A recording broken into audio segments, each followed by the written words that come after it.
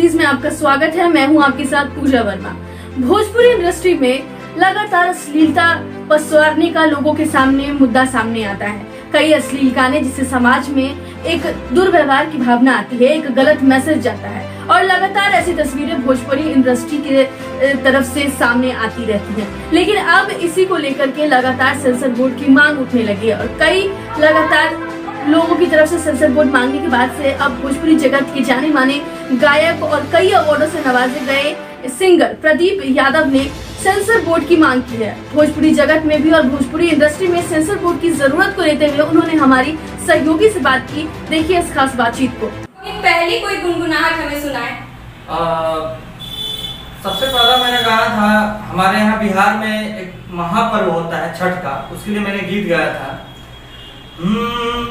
माथावा पर धई के दौरियानु हो, स्वामी चली धीरे धीरे, चले के बा गंगा के तीरे हो, स्वामी चली धीरे धीरे।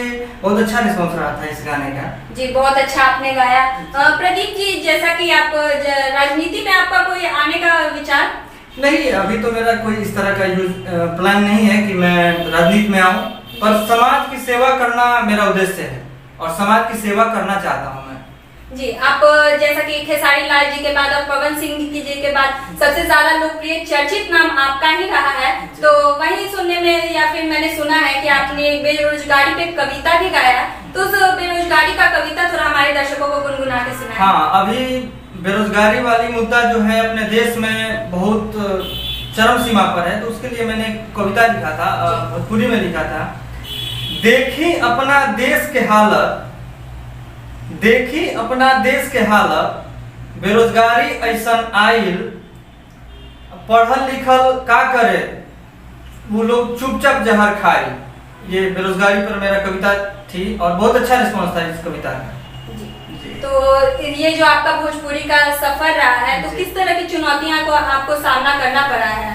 कैसी रही आपकी यात्रा सफर इस दुनिया में? देखिए, भोजपुरी इंडस्ट्री में आने का मतलब मेरा पहले ये ख्वाब था कि मैं भोजपुरी में जाऊं तो भोजपुरी के लिए कुछ अलग करूं, क्योंकि हमारे जो सीनियर्स आर्टिस्ट हैं ये भोजपुरी में अश्लीलता नाम की जो चीज है इसको ला करके परोस दिए हैं और उसी धर्रे पर जो जूनियर आर्टिस्ट हैं, जो पिछलघु कलाकार हैं, वो लोग उसी धर्रे पर चल रहे हैं। तो हमारा शुरू से ये सिद्धांत था कि भोजपुरी में जो अश्लीलता नाम की चीज है उसको मिटा देना। तो फिर जो अभी बेटियों पे भी आपने एक कविता लिखी है, उसे थोड़ा गुनगुना के बताएं। बेटी के लिए मैंने गीत गाया है, मतलब वो कविता ही थी पर उसको मैंने लयबद्ध भी कर दिया है और वो यूट्यूब पर और फेसबुक वगैरह हर सोशल मीडिया पे बहुत वायरल हो रही है वो गीत है। बेटी ससुरा में रही है तू चांद बानी के, बेटी ससुरा में रही है सबके आँखिया के पुतारी, परान बानी के, बेटी ससुरा में रही है तू चांद बानी के। सुशांत सिंह राजपूत में भी आपने एक उम्दा कलाकार नाम की काव्य संग्रह लिखी है। उस काव्य संग्रह में आपने किन किन बातों को वहाँ मेंशन किया है, किन किन चीजों को आपने संग्रहित किया है? सुशांत सिंह राजपूत को समर्पित मैं और मेरे एक सहयोगी लेखक हैं प्रिय सिंह जी उम्दा कलाकार नामक पुस्तक लिखे हैं, जो कि फ्लिपकार्ट, अमेजॉन, प्ले स्टोर और भी तमाम तरह के जो सोशल प्लेटफॉर्म है जिसपे बुक वगैरह या प्रोडक्ट्स अवेलेबल है, वहाँ पर वो बुक अवेलेबल है। तो अभी 3-4 महीने से सुशांत सिंह राजपूत जी की जो मामला है वो बहुत हाईलाइट है, तो इस पे हम लोग सोचे कि भाई सुशांत सिंह राजपूत जी हमारे बिहार के ही थे और बहुत अच्छे कलाकार थे, उनकी कुछ चीज़ों को हम लोग समाज को दें और ताकि लोगों को उनसे कुछ सीखने को मिले। हम लोगों ने क्योंकि ये बुक की जो है वो काव्य संग्रह है, उसमें यादें, सितारा, एक जमाना, इस तरह की तमाम चीजें वो लिख करके दिए हैं और जो लोगों को काफी पसंद भी आ रही है। अभी तक आपने कौन कौन से विषयों पे अपनी कविताएं का काव्य संग्रह बनाया है? जी जी अभी मेरी एक पुस्तक आने वाली है जो कि वो भोजपुरी में होगी, काव्य संग्रह, भोजपुरी काव्य संग्रह। उसमें मैंने बेरोजगारी पे, अंधविश्वास पे, भोजपुरी में अश्लीलता के बहिष्कार करी, भोजपुरी हमार माई भाषा है, जय भोजपुरी जय भोजपुरिया, इस तरह की कविताओं को लिखा है। बहुत जल्दी वो मार्केट में उपलब्ध होगी।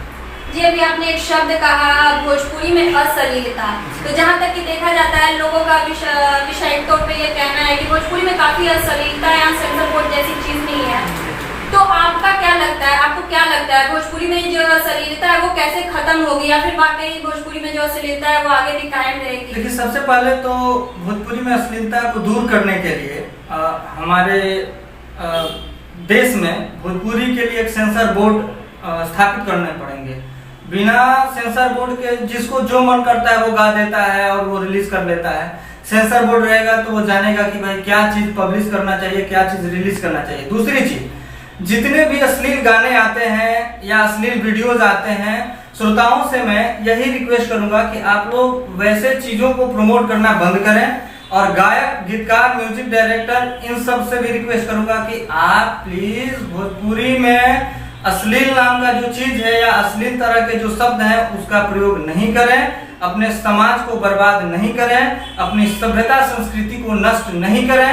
अगर आप लोग नष्ट करेंगे तो हमारे आने वाली पीढ़ियां क्या कहेंगी हमारे बारे में और क्या मैसेज आएगा हम लोगों के पास। हम बस यही रिक्वेस्ट करेंगे अपने जितने भी श्रोता हैं, जितने भी राइटर, सिंगर या म्यूजिक डायरेक्टर बंधु हैं, कृपया इस चीज को आप लोग दिल से लीजिए। आप युवा साहित्य के पत्रकार भी हैं, तो युवा साहित्य के पत्रकार बनने का आपका अंदर कैसे रुचि आया, क्यों लगा और कब लगा कि आपको पत्रकारिता में भी जाना चाहिए? जब से पटना में रह रहा हूँ तब से मैं हमेशा पत्रकारों, साहित्यकारों के बीच ही रहा हूँ और उन लोगों के बीच रहते रहते बहुत कुछ सीखने को मिला, बहुत कुछ अनुभव मिला। तो मुझे भी लगा कि मैं भी कुछ लिख सकता हूँ, कुछ बोल सकता हूँ, कुछ पढ़ सकता हूँ। तो मैंने लिखना स्टार्ट कर दिया और लिखना स्टार्ट कर दिया, लोगों को पसंद भी आने लगे। जैसे जिज्ञासा संसार के संपादक हैं डॉक्टर पप्पू यति, संपर्क आप तक के संपादक हैं ये रंजीत कुमार जी, दृष्टिकोण के हैं पांडे जी। तो इन लोगों को देख करके मुझे मतलब मेरे अंदर एक शौक पैदा हो गई और मैंने ये लिखना स्टार्ट कर दिया। जी, तो जैसा कि अभी आपने मेंशन किया था कि आप सेंसर बोर्ड की मांग कर रहे हैं सरकार से, तो सेंसर बोर्ड के लिए क्या आप कोई अभियान चला रहे हैं या फिर कौन कौन से लोग आपके साथ जुड़े हैं इस मांग में?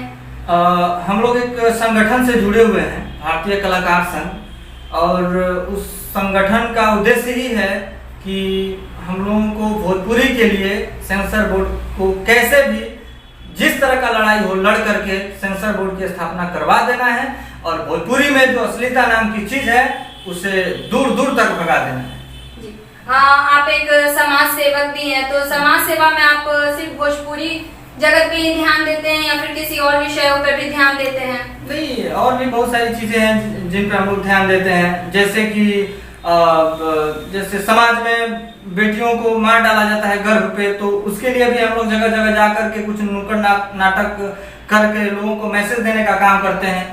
समाज में लोग नशा की गिरफ्त में युवा अधिकतर होते जा रहे हैं, तो उसके लिए भी हम लोग अभियान चलाते हैं और जाते हैं, बताते हैं कि भाई देखिए नशा से कितनी भयानक बीमारियां होती हैं, किस तरह से आप अपने समाज को, संस्कार को नष्ट कर रहे हैं। इस तरह का हम लोग काम करते हैं। फिलहाल इतना ही। तमाम ऐसी खबरों के लिए भारत सिटीज के YouTube चैनल को सब्सक्राइब करें और बेल आइकन दबाना ना भूलें। नमस्कार।